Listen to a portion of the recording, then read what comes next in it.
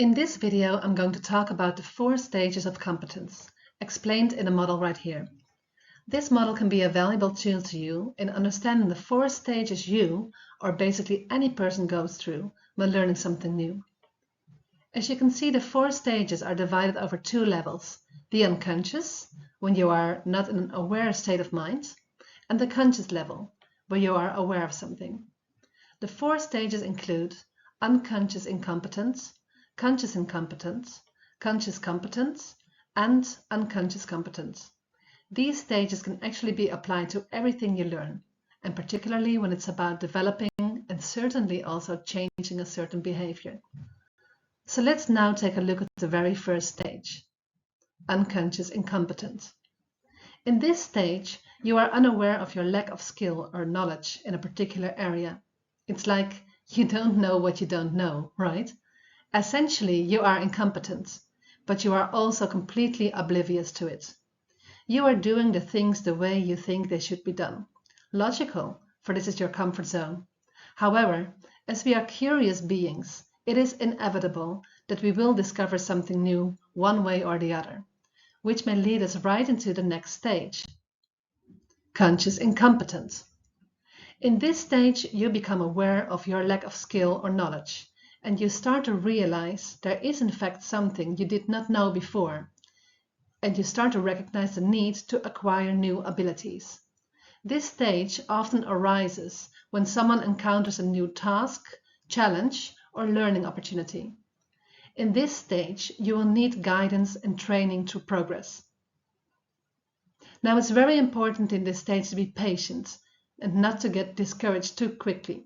It is perfectly normal to be consciously inept when learning something new. You are learning something for the very first time. How cool is that?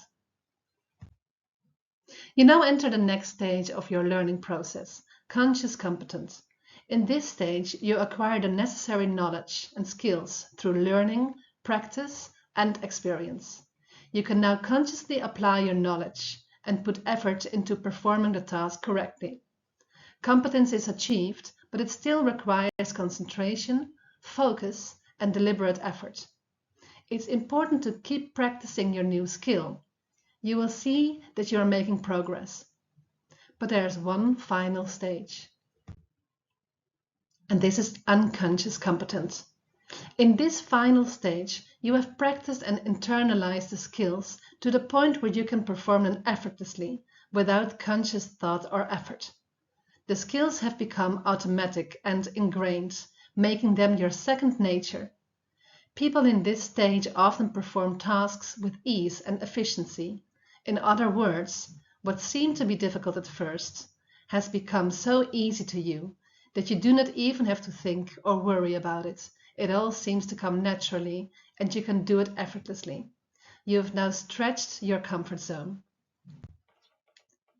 To round it up for you, there are 4 stages that you go through when you learn a new skill.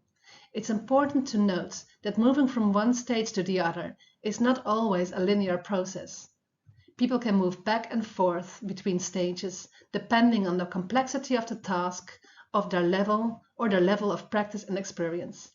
Additionally, conscious incompetence can be seen as a catalyst for growth, as it creates the motivation to acquire new skills and knowledge.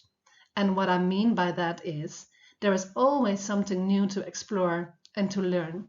Even when you think you have mastered something, stay open and stay teachable. Thank you for watching.